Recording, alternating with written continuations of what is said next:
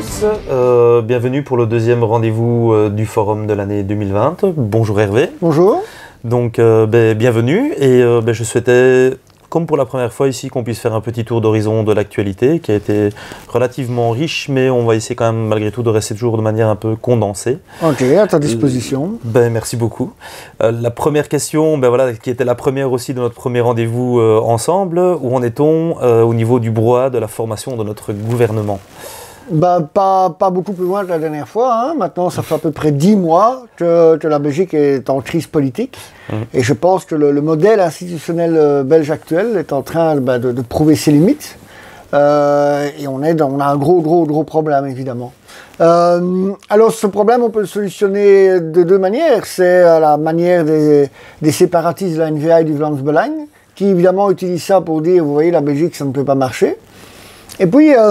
ceux qui croient encore pas au modèle institutionnel belge, mais en la Belgique en tant que telle, et qui essaient de trouver des solutions. Et on a récemment proposé une solution assez simple.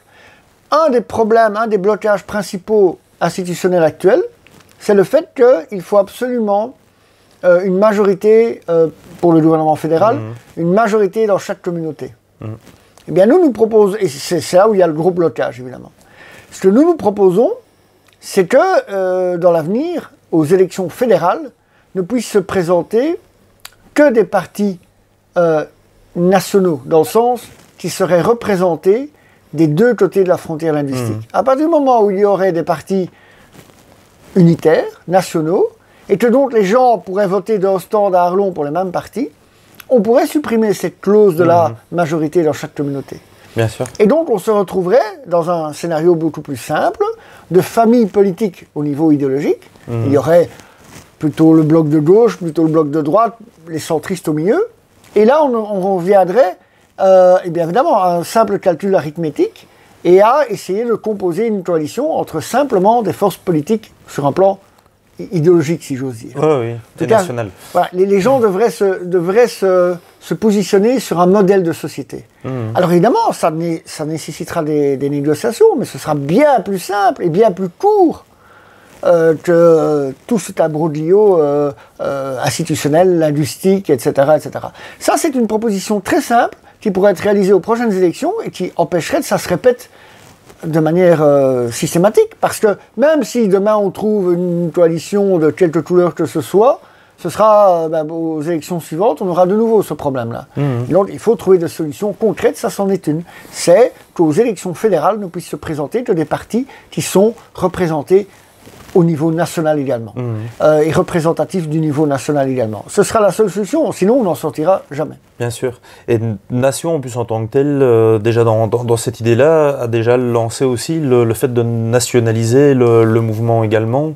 On en avait parlé, je pense, un petit peu déjà précédemment, mais voilà, c'est dans cette envie, dans cette idée, dans ce mouvement, justement, d'idée de créer quelque chose de national et d'unitaire. Voilà, donc nous avons déjà, il y a quelques semaines, même quelques mois maintenant, lancé le concept d'un mouvement national, tant en Flandre qu'en Wallonie. Il y a actuellement deux partis qui sont dans cet état-là, c'est le PTB, qui est un parti national, et Nation. Et effectivement, ce qui veut dire que nous n'avons pas une branche flamande, nous avons un seul mouvement. Et donc, si demain, il y a 50 cadres néerlandophones, eh bien, il y aura 50 cadres néerlandophones. Ce n'est pas, oui, mais bon, il y a une branche néerlandophone et une branche francophone. Non. Si demain, la majorité, enfin c'est le cas aujourd'hui, la majorité des cadres sont francophones, eh bien, ils sont francophones. Ce n'est pas un problème. Un problème, c'est un parti belge,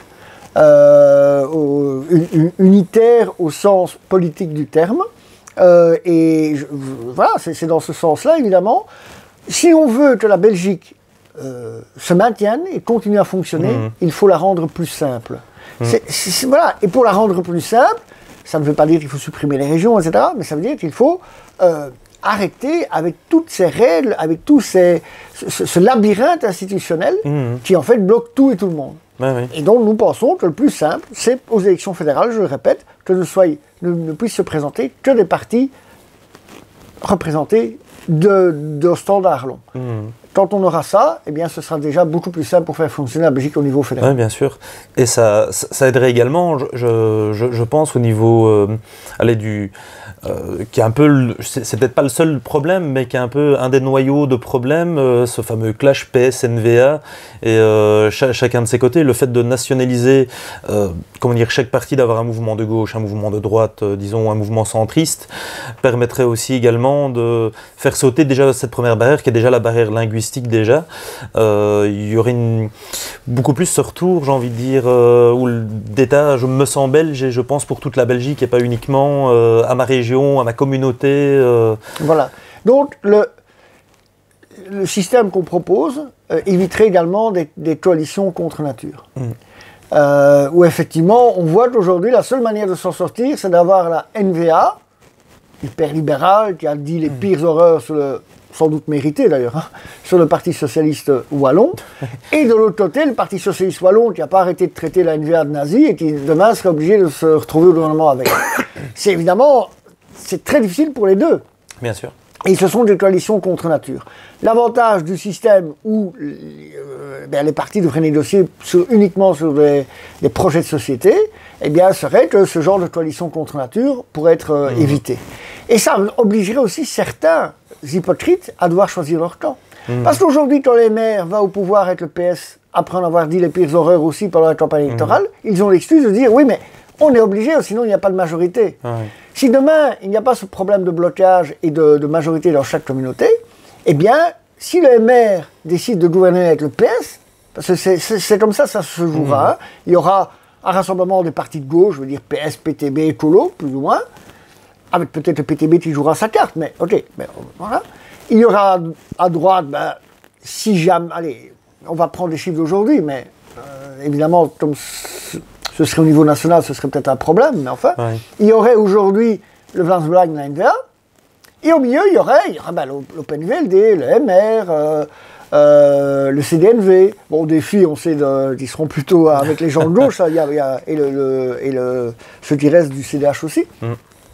Mais le MR, eh bien, ça voudrait dire que dans un cas de figure pareil, le MR devrait faire un choix entre un modèle de société de droite ou un modèle de société de gauche. Et s'il gouverne avec le PS, eh bien, voilà, je pense que ce sera bien plus clair vis-à-vis de ses électeurs, et que là, beaucoup d'électeurs du MR, je pense que certains sans doute déjà, j'espère, mais comprendront à quel point on se moque d'eux. Et ça, effectivement, ce modèle-là, ce sera plus clair, plus simple, plus honnête par rapport aux électeurs. Et là, ça obligera tous ces partis d'un centre, on ne sait pas trop si c'est un centre gauche, centre droit, le centre du centre, enfin ça devient ridicule. Ils seront bien obligés de se positionner au moins dans les dans les gouvernements, dans les législatures pour lesquelles les gouvernements sont créés. Je pense que ce sera plus sain aussi, parce que là, comme vous dites, non seulement ils devront penser pour toute la Belgique, mais ils devront choisir un modèle de société bien clair. Et si demain le MR monte au pouvoir avec le PS, ça voudrait dire qu'il préfère, malgré tout, un modèle de société social-démocrate à un modèle de société plus à droite ou plus libérale. Ils l'ont quand même un petit peu avoué au MR. Il y a quelques semaines, j'avais entendu ça à la radio, où en gros, ils disaient oui, bon, maintenant, on se veut un mouvement progressiste, donc dit un peu, progressisme, qui est un peu un mot repris par la gauche, donc... Mais que la tête du parti soit plus ou moins à gauche, ça, je n'en ai aucun doute. Mais est-ce que les électeurs du parti sont... Ça, je ne suis pas sûr. Hein. Et donc, lorsqu'il faudra faire passer, lorsqu'il n'y aura plus cette excuse de la majorité dans chaque communauté, lorsqu'il faudra, sans d'autres excuses, gouverner avec le PS qui demande encore plus d'impôts et encore plus de taxes, alors qu'on s'est fait élire sur un programme où, on respecte le travail, on va vous faire payer de moins en moins de taxes et d'impôts, là, je pense qu'ils auront vite un problème. D'ailleurs, on en vient à ça en parlant avec les taxes entre autres. Enfin, je parler dessous, c'est j'allais dire la nouvelle proposition. C'est pas une nouvelle proposition, mais elle est nouvelle de la part du PS. C'est Elodie Roupeau qui a proposé la pension à 1 500 €. On sait que dernièrement, le PTB en avait parlé. Ça fait plus de 20 ans que les mouvements identitaires, patriotes, de manière générale, en parlent. Et les premiers qui aient toujours refusé ce genre de choses-là, ça a toujours été le PS justement. Donc c'est déjà un but très électoraliste aussi derrière ça, quoi, de récupérer un mouvement. Mais c'est une illustration lorsque des gens nous posent la question, même à nous, en disant oui, même si vous aviez un élu ou deux, ça changerait quoi, vous n'arriverez pas au pouvoir, etc. Le PTB n'est pas prêt d'arriver au pouvoir non plus. Mais le PTB, à cause de la pression électorale qu'il fait peser sur le PS, eh bien, c'est un aiguillon. Et le PS, aujourd'hui, tout d'un coup, est obligé de se gauchiser, entre guillemets, pour ne pas perdre encore plus d'électeurs qu'actuellement. Si demain, il y avait un ou deux députés de nation, par exemple, eh bien, je vous fiche mon billet que le monde politique francophone eh bien, serait aussi en partie obligé de se droitiser. Et que tout d'un coup, les gens du MR commenceraient à dire que non, ils ne sont pas si progressistes que ça, et qu'ils sont centre-droit, mais plutôt conservateurs, et que quand même, la sécurité, il faut en parler plus, et que quand même, l'identité, il faut en parler plus. Comme c'est arrivé en France. Ah oui. Le problème, c'est que le monde politique ne réagit que sous pression. Bien sûr. Et la pression électorale est aujourd'hui celle qui leur va le plus loin, puisque ça leur prend leur place.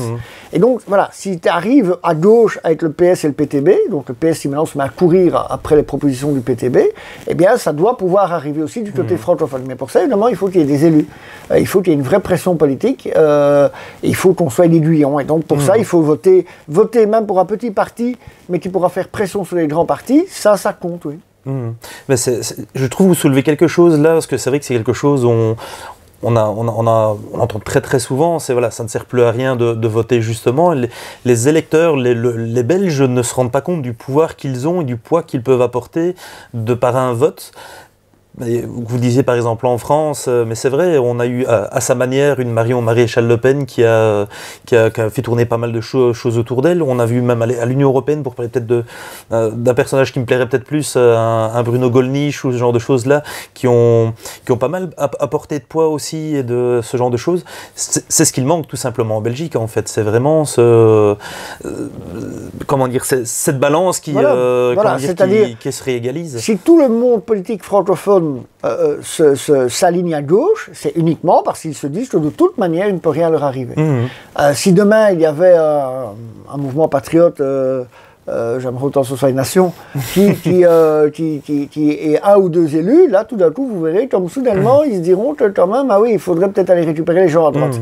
Mais tant qu'il n'y a pas un vote clairement, à droite, j'aime pas l'expression, mais c'est plus simple, tant qu'il n'y aura pas un vote clairement patriote, eh ben, ils continueront justement à brader la patrie et les valeurs nationales, bien sûr.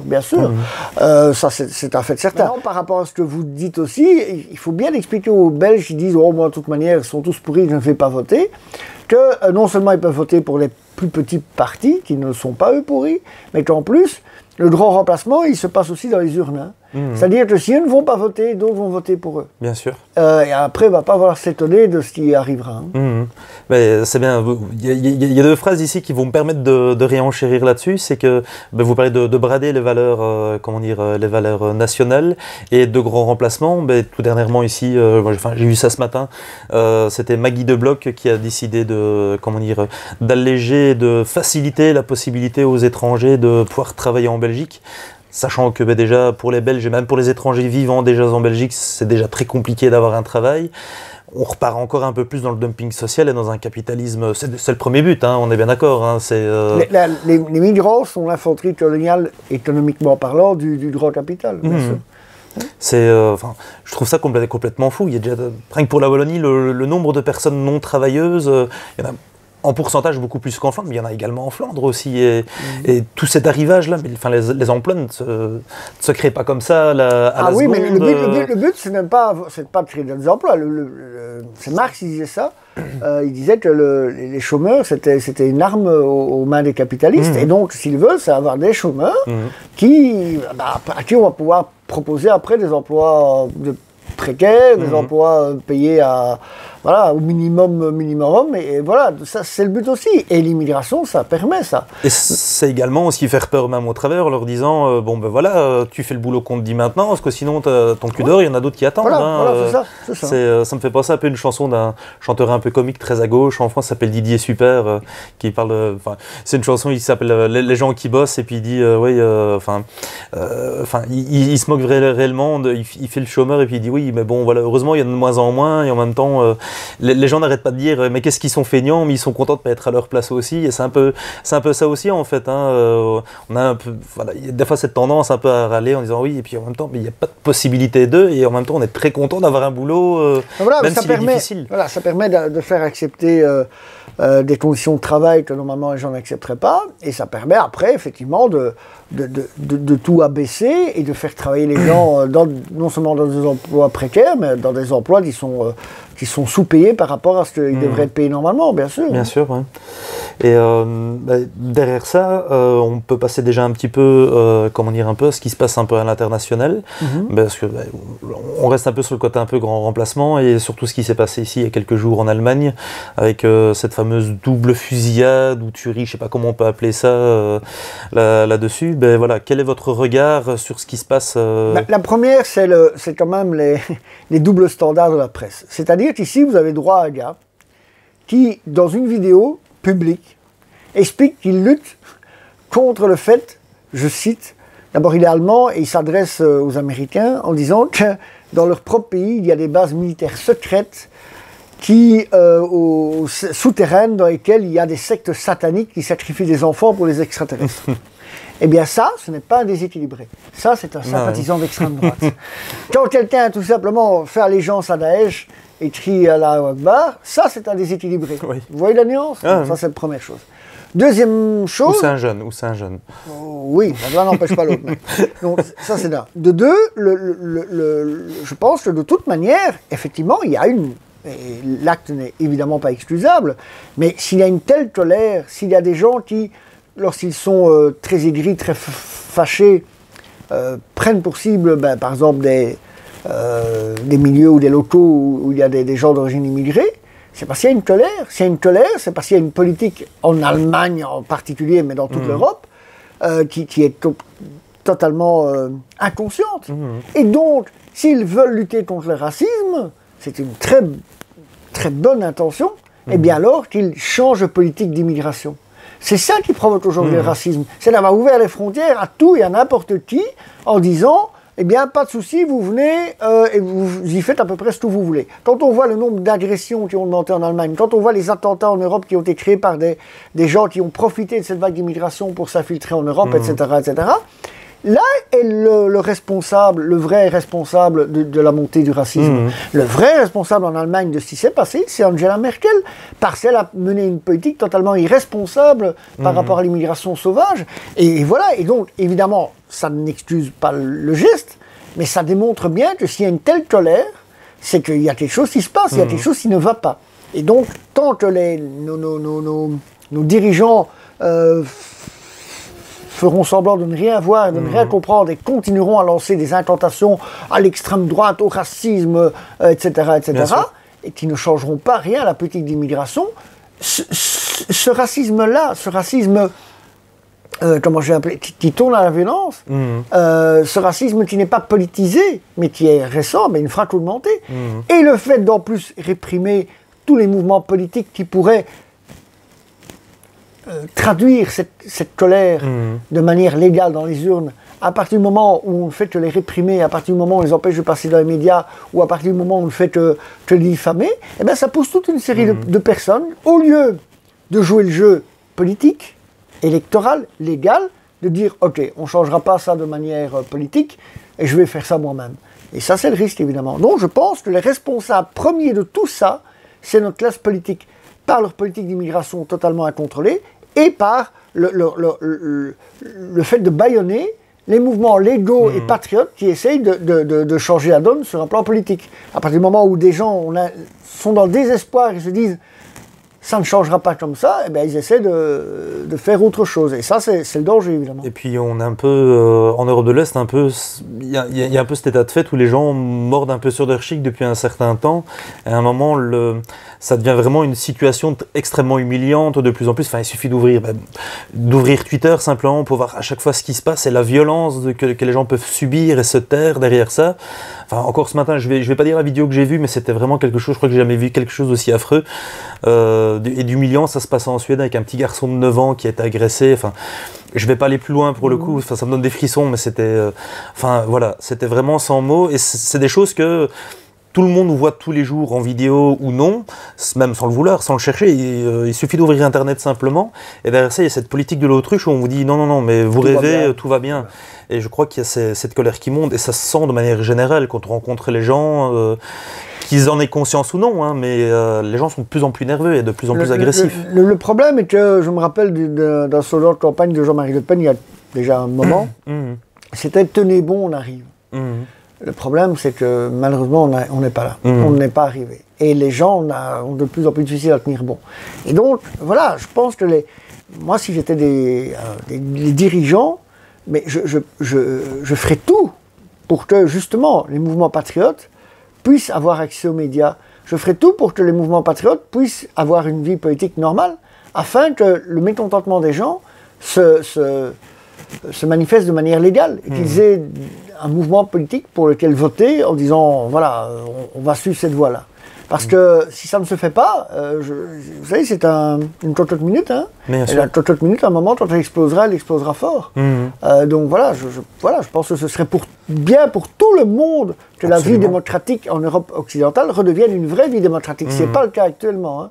Certainement pas en Belgique, ça on l'a bien constaté, mais même dans le reste de l'Europe. Hein, je veux dire, quand des juges en sont à poursuivre, à inculper un ancien ministre comme Salvini pour avoir séquestré des migrants illégaux. Mais devant, c'est deux questions plus loin. Voilà, ça. mais je veux dire, voilà, c'est un preuve que c'est pas préparé, c'est bien.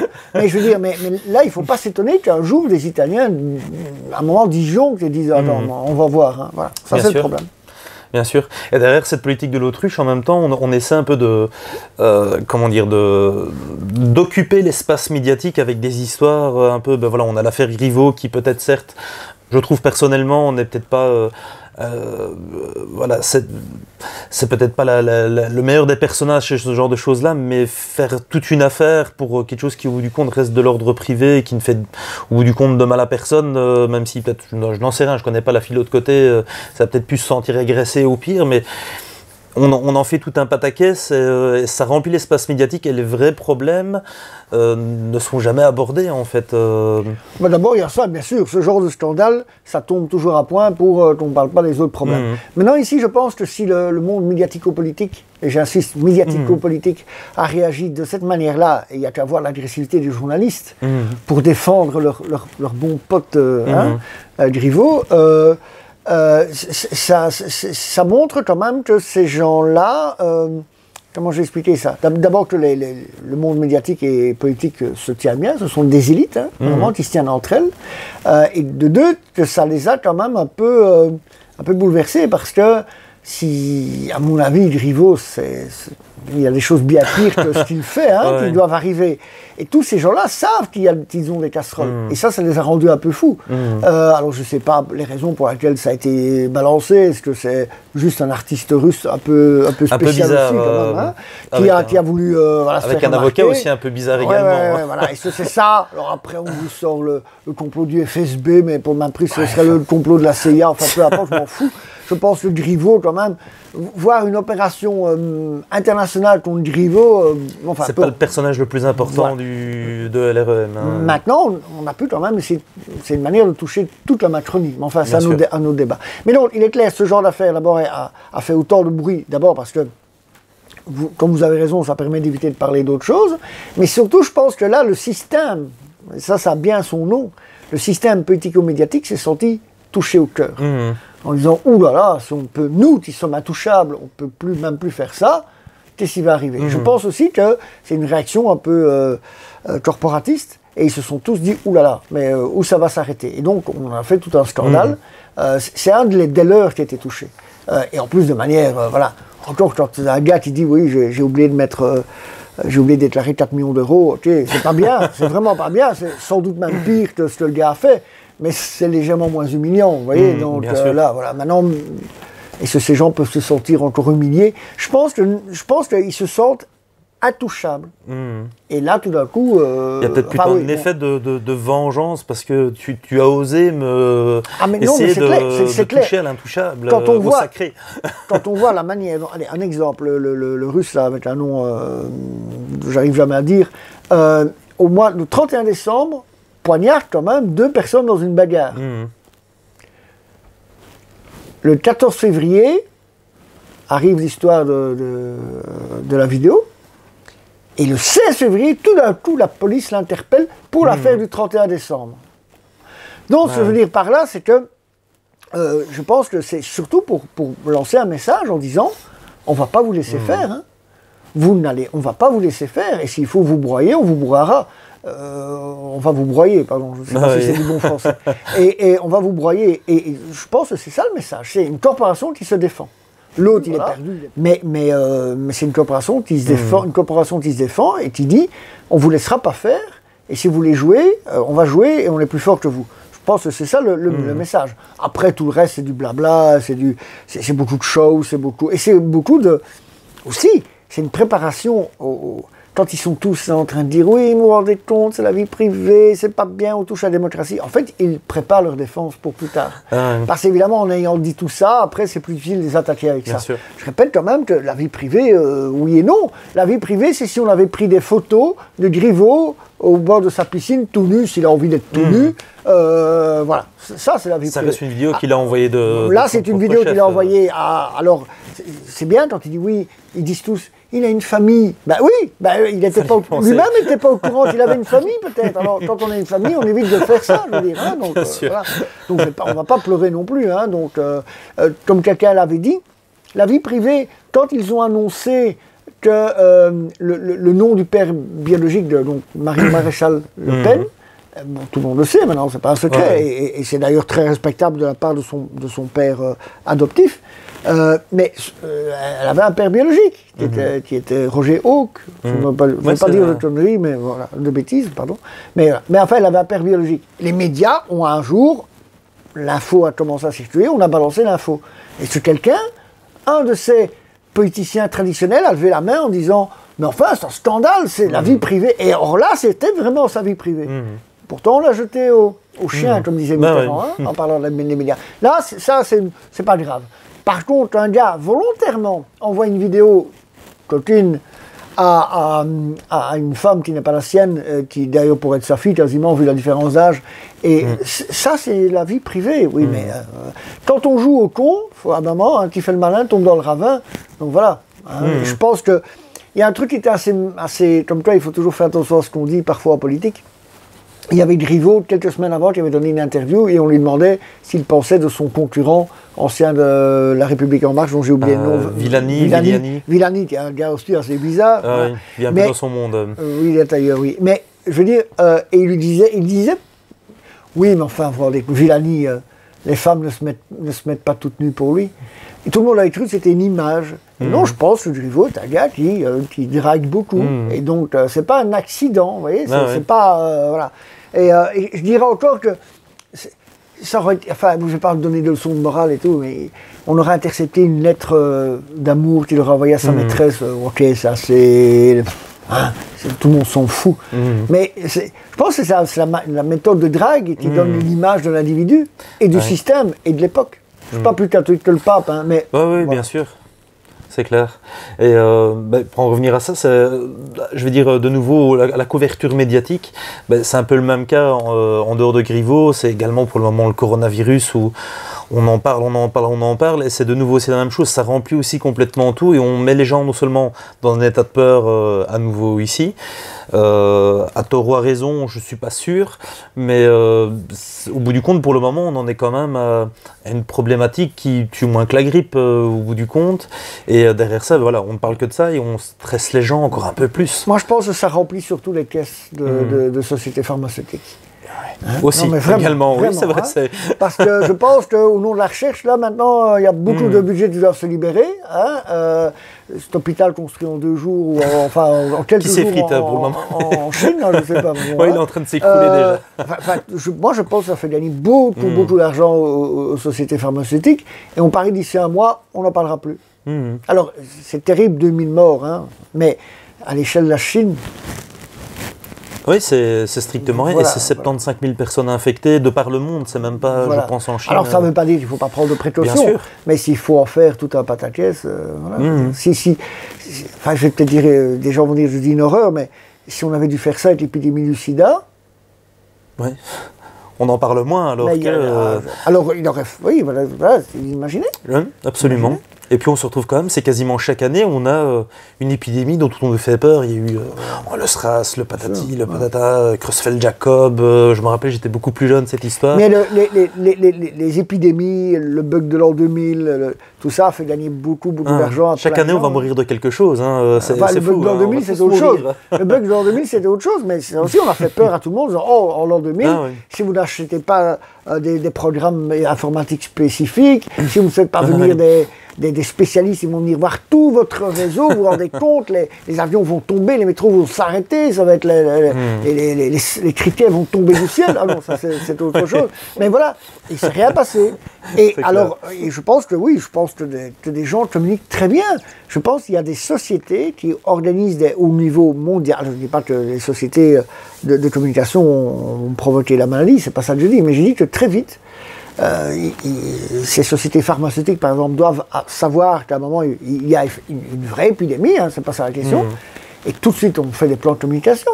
C'est la même chose avec l'histoire du réchauffement climatique, avec toutes ces sociétés qui ont gagné beaucoup d'argent par rapport à toutes les mesures que se sentent maintenant obligés de prendre les gouvernements pour lutter contre le réchauffement climatique. Tout ça est organisé, je veux dire, relativement bien, et ça marche. Ça marche parce que c'est un vrai système. Sociétés de communication qui sont liées avec les grands médias liés avec le monde politique, et tout ce petit monde se tient, et tout le monde y trouve un avantage. Voilà. Et au bout de la chaîne, il y a le cochon payeur qui paye soit parce qu'il est obligé, soit parce qu'il a peur. C'est clair. C'est malheureusement notre cas pour le coup. Là, je dis ça en rigolant, mais bon, c'est vraiment la triste réalité, quoi. Maintenant, c'est un peu sans transition par contre. Ici, on va arriver un peu sur les sujets plutôt moyen-orientaux et revenir un peu sur l'évolution un peu ces 2-3 derniers mois au niveau de la Syrie. Et un peu ce qui a pu se passer ici dernièrement, beaucoup avec la Turquie qui mange un peu à tous les râteliers, on va dire, et c'est un peu tiré les foudres à un moment même de la Russie qui était son allié objectif, tout du moins devant les caméras. Voilà. Où en est-on en ce moment dans l'évolution Actuellement, la situation, alors je sais bien que les médias occidentaux n'en parlent pas, mais on est dans une situation très grave dans le nord de la Syrie, dans le sens qu'il y a une confrontation dorénavant ouverte entre la Russie et la Turquie.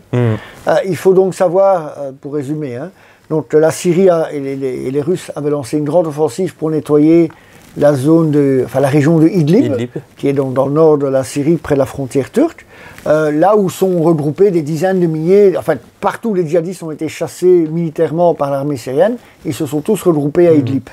Après des mois de négociations pour trouver quand même un accord sans faire trop de dégâts, eh bien les Russes et les Syriens ont perdu patience et ont dit maintenant on va régler le problème. Le souci, c'est que les Turcs ont installé depuis maintenant des mois ce qu'ils appellent des postes d'observation, qui sont en fait des vrais postes de relais logistiques pour tous les groupes djihadistes de la région. Alors, il y a des groupes totalement sous contrôle des Turcs, donc j'ai pas les noms en tête, mais il y a aussi des groupes djihadistes proches de Al-Qaïda. Le problème, c'est que à un moment, quand vous faites une offensive et lorsque votre adversaire va se cacher dans certains endroits, à un certain moment, vous allez essayer d'aller chercher dans cet endroit-là. Et donc les Syriens ont bombardé des postes turcs. Pourquoi ? Parce qu'il y avait des djihadistes au milieu. Les Turcs ont réagi et ont fait rentrer directement des troupes. Enfin, il y avait déjà des troupes, mais c'était relativement léger. Une réelle invasion, là, c'était pour le coup. Oui, vraiment. Ils ont fait rentrer de l'artillerie, des blindés lourds, beaucoup de forces spéciales. Et leur artillerie a soutenu des contre-offensives rebelles. C'est prouvé. Les drones russes ont montré des images où on voit des batteries lourdes d'artillerie turque qui bombardaient pour soutenir les contre-offensives des islamistes. Et à un moment, c'est arrivé, devait arriver, non seulement les Syriens ont commencé vraiment à se confronter directement à l'armée turque, mais même l'aviation russe, qui à un moment s'est dit, voilà, c'est simple. Tout ce qu'on voit dans la région qui n'est pas un blindé syrien, c'est un blindé ennemi. À partir du moment où il y a des images, ils ne se sont même plus cachés. On a vu des Jusque là, les rebelles islamistes qui avaient des blindés, c'était des blindés de type russe, soviétique, qui avaient été capturés à l'armée syrienne. Et là, vous les voyez avec des M113, tout neufs. Ces M113, c'est des blindés américains qui n'ont jamais équipé l'armée syrienne. Par contre, qui équipent l'armée turque. Voilà. Et donc, à un moment, l'aviation russe a dit, voilà, maintenant, tout site au sol et qui n'est pas de l'armée syrienne, c'est un ennemi.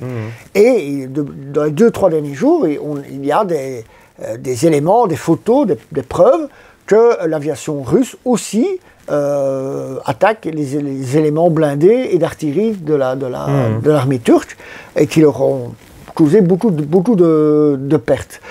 Les Turcs eux-mêmes ont essayé, enfin, en tout cas avec des missiles anti-aériens turcs, que des rebelles ont essayé d'abattre les avions russes, ce qui a évidemment aussi aggravé la chose. Donc on en est maintenant à un point où il y a une confrontation ouverte entre les deux. Où est-ce que ça va s'arrêter? On ne sait pas. Est-ce que c'est... on parle aussi maintenant qu'ils vont quand même essayer de se parler, etc. Mais enfin, la situation est très grave. Et on se retrouve dans la situation que nous, en tous les cas, on a dénoncée depuis longtemps.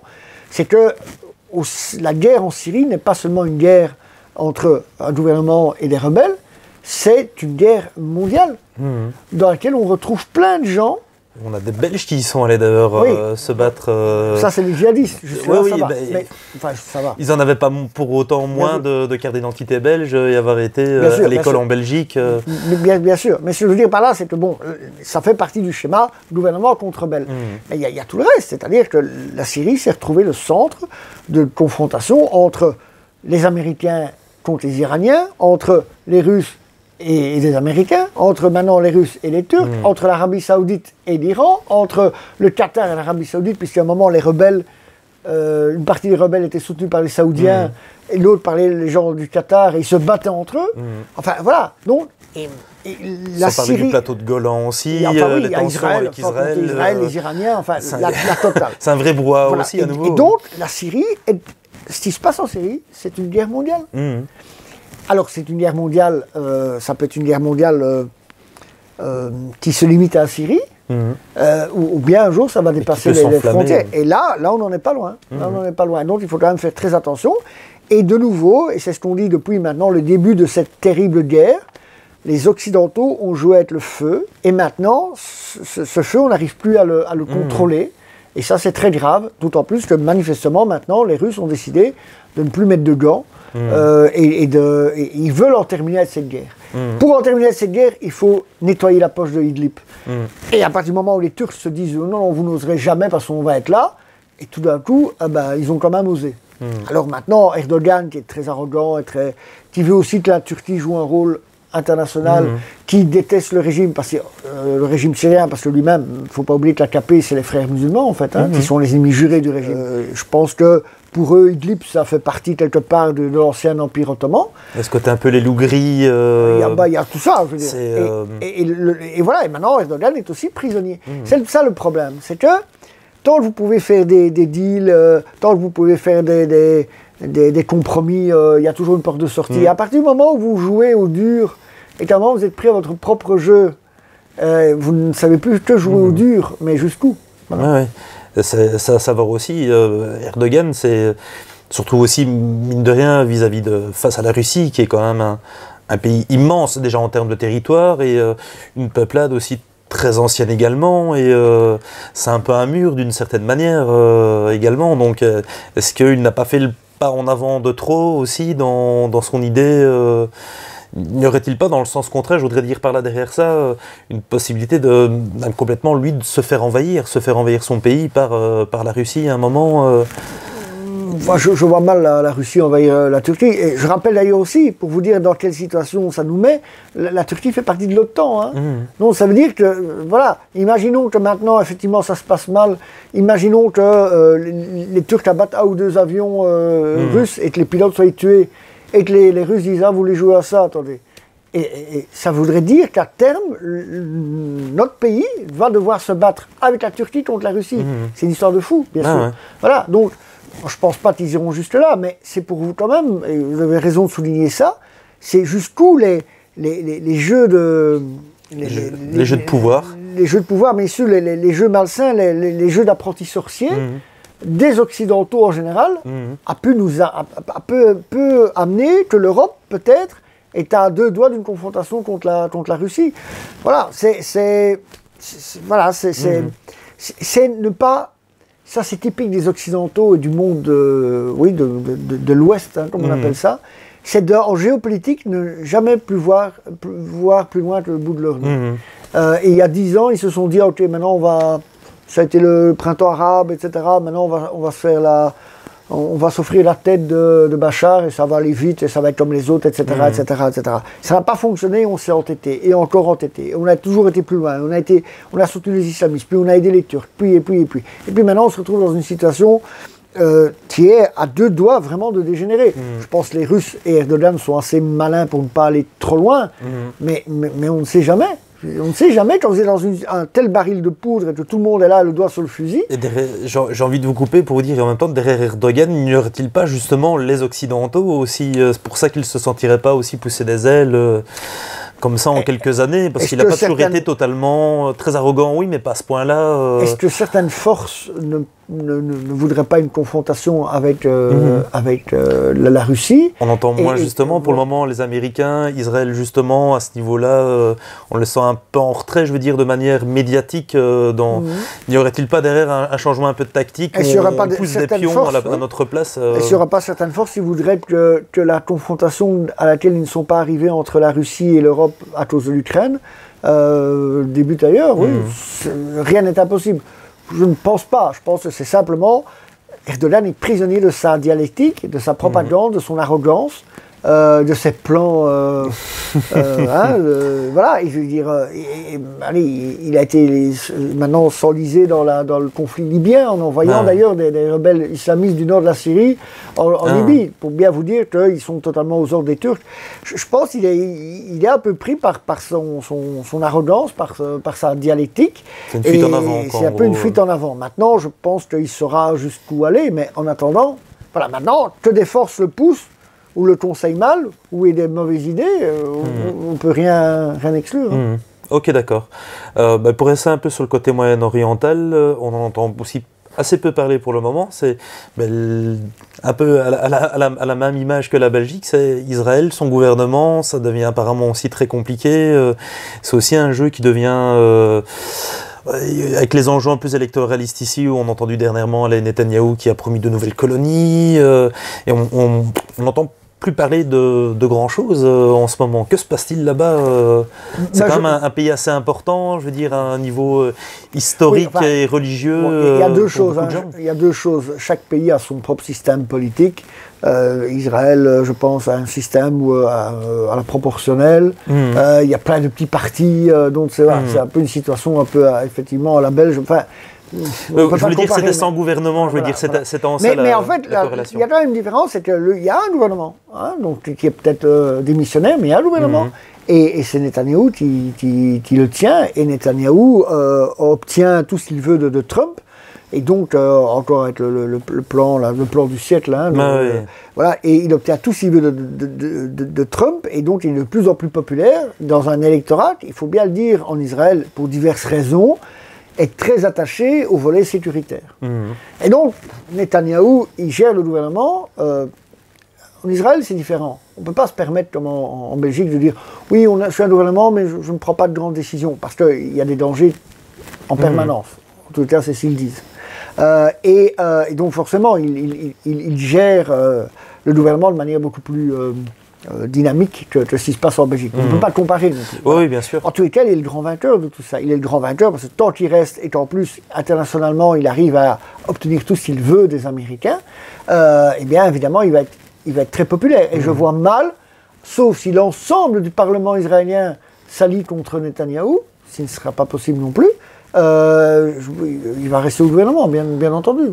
Mine de rien, pour y arriver quand même, il est un peu encore, je ne vais pas dire d'enflammé, parce que je pense que le pays est déjà en partie en feu. Je parle dans le sens de, comment dire, déjà de la région bien entendu, mais la relation avec la Palestine. Je ne sais pas vraiment comment on peut un peu signifier le tout. Et là, il est un peu en train de rajouter encore de l'huile sur le feu qu'il a en partie déjà mis lui-même. Oui, mais ça plaît à son opinion publique. Ça plaît à son opinion publique. Sur un plan technique, Israël a réussi quand même à ce que l'insécurité dans les villes israéliennes a nettement diminué. Il n'y a plus les attentats sauvages comme il y avait avant, il n'y a pas plus les attaques à la bombe. Ils ont vraiment réussi à sécuriser, je veux dire, s'ils estiment être le territoire israélien. Et alors, évidemment, il se sert aussi de Gaza, du Hamas, des problèmes palestiniens, des Iraniens, etc. Il s'en sert comme parapluie pour faire passer tout le reste en disant oui, bon, on me poursuit pour des raisons financières, oui, ok, allez, mais moi je vous protège. Et le citoyen israélien, lui, c'est ça qu'il veut, hein. Il veut simplement que quelqu'un l'empêche de se faire poignarder dans les rues de Jérusalem. Quand il va se promener, il veut quelqu'un qui empêche qu'on mette des bombes dans ses bus, etc. C'est ça qu'il veut. Après qu'il ait pris piqué dans la caisse, mon Dieu, tout ça, c'est des jeux politiciens qui dépassent un peu les voilà, je pense, mais vous avez raison, il fait de la surenchère, c'est aussi une fuite en avant. Oui, c'est en disant, tant que je fais ça, eh bien, les gens ne parlent pas de... À mon avis, la nouvelle de son inculpation pour des histoires financières a évidemment été balayée dès qu'est arrivé le plan, entre guillemets, le plan de paix de Trump. Absolument. Voilà, donc je pense que lui, pour l'instant, il joue sur du velours, et c'est un bon politicien. Après, on aime ou on n'aime pas la politique israélienne, mais c'est un bon politicien, et surtout, il a avec Trump un allié comme on n'a jamais vu aux États-Unis depuis très très très longtemps. Oui. Oui. Et pour Trump, ça risque du coup de continuer encore au moins pour 4 ans. Ici, il a été disculpé. Oui, mais enfin, il faut voir si l'opinion publique va le suivre. Il ne faut quand même pas oublier quand même que si l'électorat de ce qu'on appelle entre guillemets les petits blancs américains lui sont totalement dévoués, je ne suis pas persuadé que ça va être le cas dans les autres tranches de la population américaine, malgré tout. Sa seule chance, évidemment, c'est que les démocrates actuellement sont nuls. Nulle part. Mais non, ils sont nuls tout court. Ils sont nuls et nulle part. Nuls et nulle part. Pour l'instant, la personne qui va probablement les représenter, Bernie Sanders, quelqu'un qui ne plaît pas à l'électeur américain de base, parce qu'il le voit comme un communiste. J'allais dire justement, je trouvais ça très drôle pour les États-Unis. Oui, mais pour les États-Unis, il est très à gauche. Aux États-Unis, utiliser le terme socialiste. Ah oui, c'est voilà. Pour toute l'Amérique du Nord d'ailleurs. Voilà. Donc je pense que Trump a l'impeachment qu'il n'a pas donné, évidemment, ça le renforce. Il a un électorat qui va, évidemment, des petits blancs, ou la classe ouvrière pour laquelle le chômage a beaucoup baissé, etc. Évidemment, à mon avis, les entreprises américaines sont très contentes de lui, mais bon, ça ne suffit pas. Le problème, évidemment, si en face, il a Bernie Sanders, oui, ça c'est les deux doigts dans le nez. Et on ne voit personne d'ailleurs pour le remplacer, bien que j'ai entendu écouter sur Internet. C'est pas quelque chose d'officiel, je ne sais pas si c'est vrai ce qu'il raconte, donc voilà, il faut vraiment bien prendre ça avec des pincettes, mais qu'il se discuterait en gros, même dans le Parti démocrate, d'essayer de balancer Michelle Obama, parce que ce sera en gros la seule qui pourrait, en termes d'aura, le concurrencer. Je trouve ça un peu tiré par les cheveux, mais apparemment ça pourrait faire partie des possibilités. Je pense oui, je sais pas. Enfin, moi, je pense que le fait qu'elle soit une femme ne va pas jouer en sa faveur. Et puis surtout, maintenant c'est trop tard. Elle devait se présenter pour il faut quand même un vote interne des primaires au sein des démocrates. Elle ne l'a pas fait. C'est vrai mais j'avais entendu ça il y a quelques semaines déjà, c'était auparavant. On ne peut pas comparer Michelle Obama et par exemple Hillary Clinton. Bon, Michelle Obama, c'est la femme de son mari, alors sans doute qu'elle s'intéressait un peu à la chose, mais Hillary Clinton était une politicienne. Je pense que c'est peut-être plutôt elle qui était le vrai politicien de la famille. Donc voilà. Tandis que Michelle Obama, je ne pense pas. Donc, avec tout le respect, voilà, mais je pense qu'elle était plutôt là. Voilà, c'était plutôt une vision de marionnette, surtout l'aura qu'Obama avait, même à l'étranger, mais même aux États-Unis, où voilà, ça restait un président américain, mais il restait quand même relativement apprécié. Oui, mais je pense. Clinton, alors on pourrait dire la même chose, et ça n'a pas empêché Bill Clinton, ça n'a pas empêché que Hillary Clinton ne gagne pas les primaires. Mais Hillary n'était pas spécialement appréciée. Parce qu'elle a gagné les primaires, elle a perdu les élections. Elle n'était pas spécialement appréciée des Américains, par contre. C'était ça un peu, ça contrairement à son mari, que Michelle Obama n'a pas... Mais je pense quand même que être président des États-Unis, c'est un peu plus sérieux que ça, je pense. Oui, bien sûr, mais... En tout cas, bon, ici, pour celle-ci, ce ne sera pas le cas, puisque elle ne s'est pas présentée aux primaires des démocrates. Ok. Un grand merci d'avoir répondu à toutes mes questions. Voilà. J'espère vous revoir d'ici 2 à 3 mois. Et je n'ai pas oublié notre première discussion. On a dit qu'on parlerait un de ces 4 du Moyen-Orient et qu'on essaiera de mettre ça également, au plus vite. Simplement pour dire que voilà, ça sera toujours prévu, même si ça a pris un petit peu de retard de ma part. Donc voilà, je vous souhaite une bonne journée et à très bientôt. Merci.